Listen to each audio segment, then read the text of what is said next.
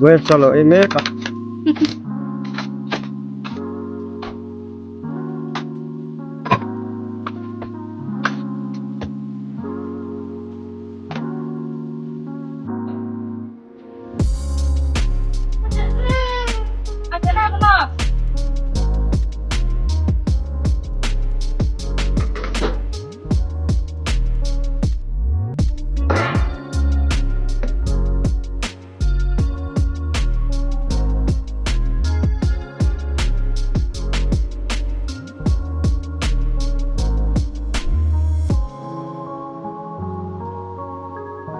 Ví dụ cho thiên vật và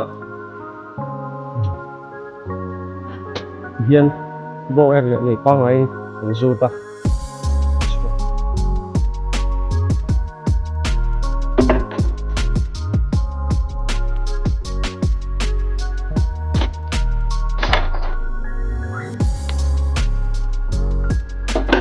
tôi cứ lại cái đó này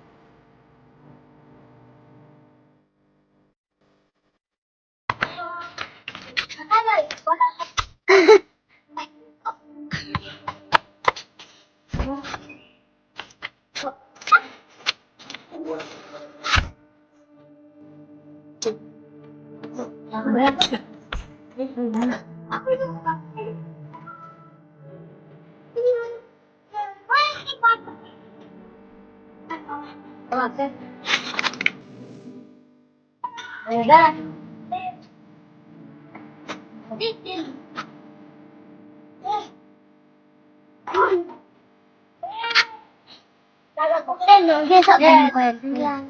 Ôi, nghe sao một cái con này nó không nhé. Mình sẽ lên được rồi. Ya, sabi ba yan? Ay, po ba? Ha, po ba? Hindi. Po ba? Boy. Po ba? Nalagay. Po ba kaya? Hindi. Po ba ko? Oo. Yan. Masang mo. Gabla ka naman.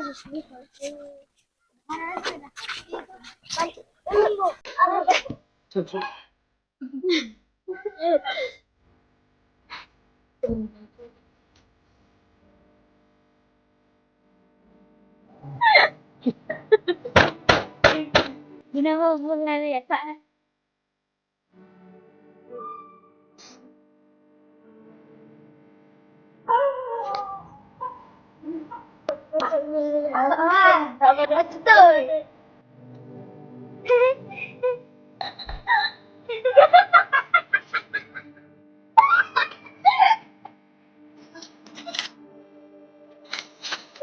hey aku MC tại khi ăn là khóc mày Mizoram quay con cần thịt ba ngày này khăn cho nên là cái là wa cái hi cái tiền em hi aku nang ba ni ru ru cho nên em nghe Ingat lah.